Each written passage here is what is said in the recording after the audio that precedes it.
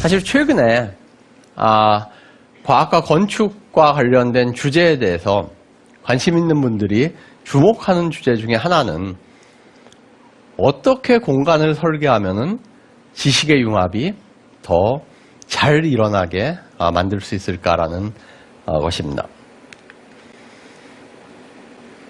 여기 보시는 이 공간은 2차 세계대전 당시에 레이더를 개발하기 위해서 미국의 그 군부와 대학 교수들이 MIT에 만들었던 레드랩이라는 실험실입니다. 이 레드랩은 이름은 말 그대로 해석을 하면은 Radiation Laboratory, 방사능 연구소라는 의미입니다.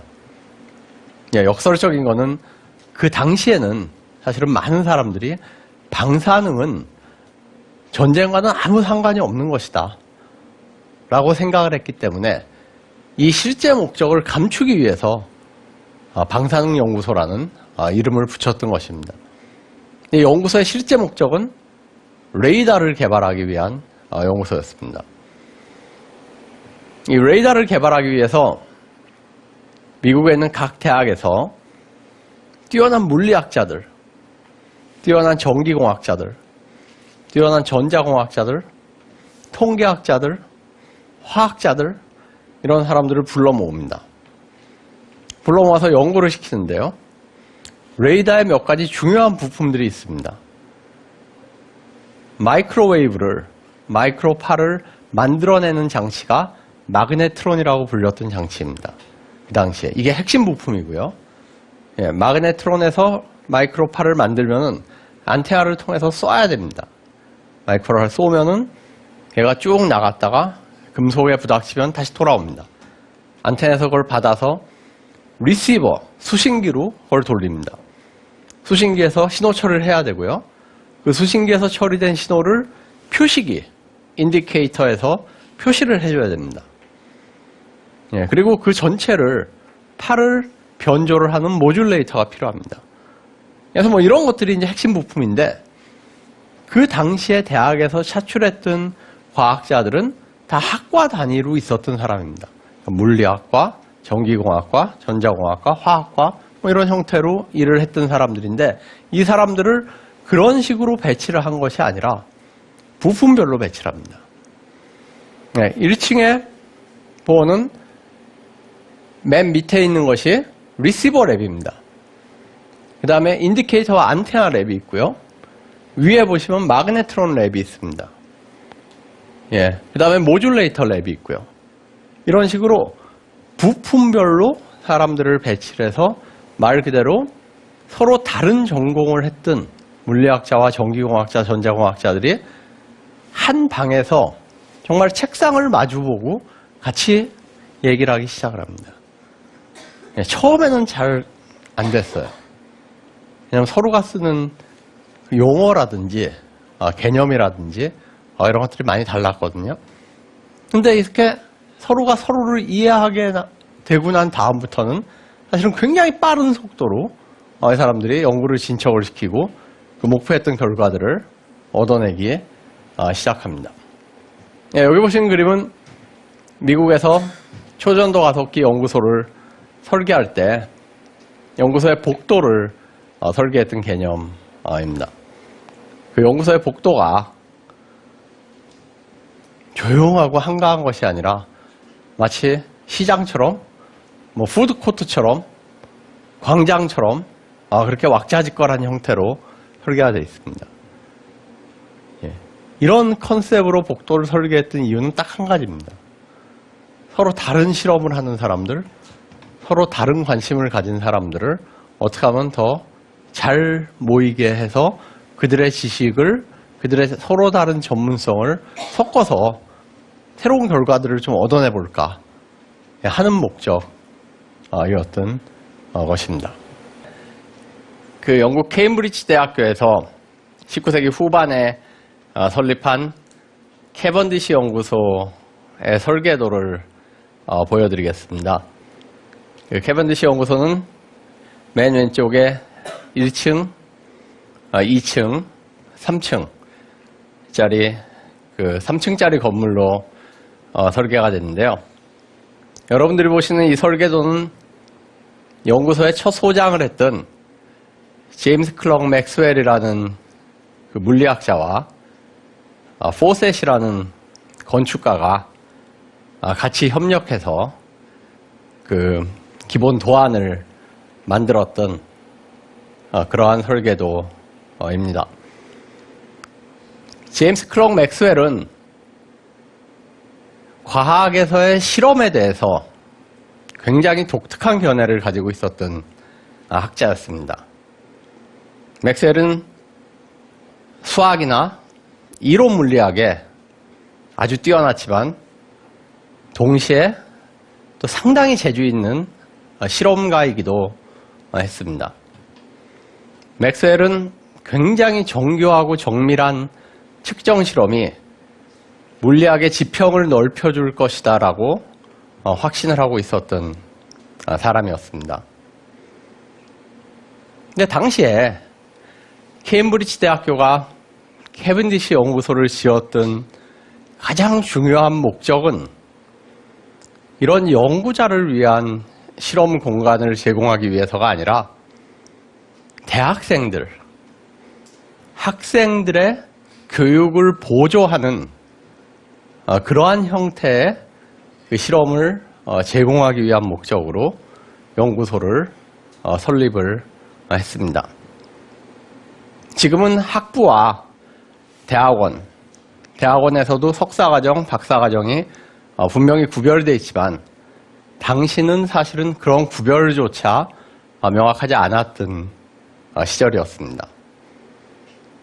자, 맥스웰은 정교한 연구 실험이 과학의 진보를 위해서 굉장히 중요하다고 믿고 있었지만 대학은 학생들의 보조수단으로 학생들을 교육하는 보조수단으로서의 실험을 하기 위해서 연구소를 설립을 했습니다. 맥스웰이 생각했던 그 정밀한 실험들은 아무것도 모르는 대학생들이 와서 막 이것저것 시험해보는 그런 형태의 실험과 잘 공존을 할 수가 없었던 것입니다. 자, 여러분들 그 생각을 하시면서 이 연구소의 설계도를 다시 한번 봐보세요. 연구소의 1층은 맥스웰이 생각했던 그 정밀한 실험들을 위해서 설계됐던 공간입니다. 2층은 주로 학부생들을 위한 실험과 교육을 목적으로 설계됐던 공간입니다. 자, 1층과 2층의 차이가 무엇일까요? 1층의 맨 구석에 있는 B라고 적힌 방에는 굉장히 정밀한 자기, 즉 자석과 관련된 실험을 하는 장치들이 놓여 있었고요. C방에는 표준 시계가 아주 정교하고 진동이라든지 이런 데 영향을 받으면 안 되는 그러한 표준 시계들이 놓여 있었습니다.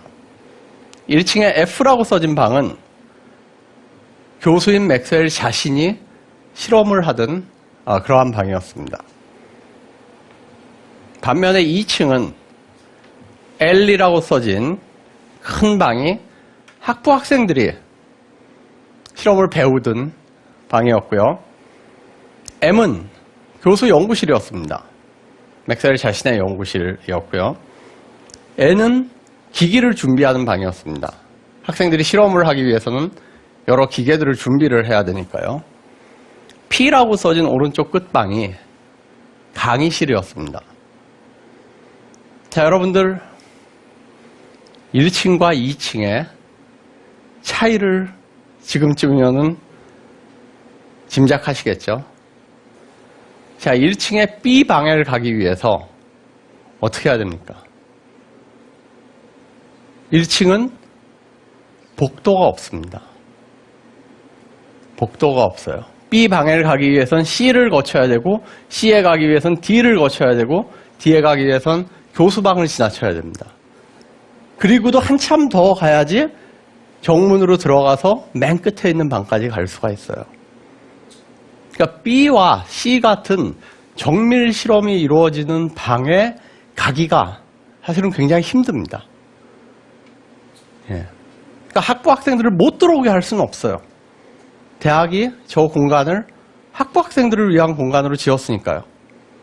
대신 접근을 굉장히 어렵게 함으로써 1층의 공간은 맥스웰이 생각했던 연구 실험을 할 수 있는 공간으로 2층의 공간은 맥스웰이 생각했던 교육을 위한 예증 실험을 할 수 있는 공간으로 특화를 시킬 수 있었던 것입니다.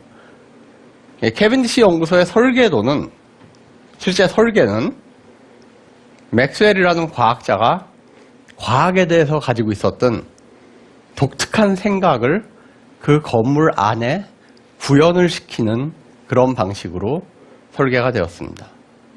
오늘 강의를 통해서 과학과 건축 사이에 여러 가지 관계를 살펴봤습니다. 한마디로 정리를 하면은 과학은 건축을 담고 건축은 과학을 담는다 라고 할 수 있을 것입니다. 예, 여기서 마치겠습니다. 고맙습니다.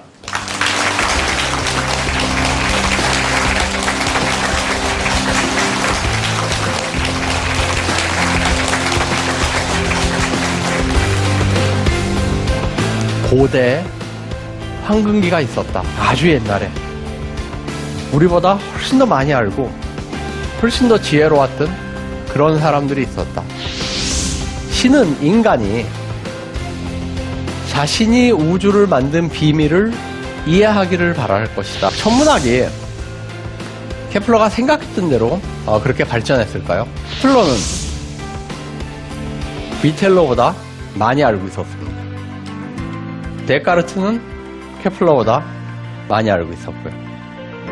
뉴턴은 데카르트보다 많이 알고 있었습니다. 많은 이가 지나가고 지식은 더 많아질 것이다.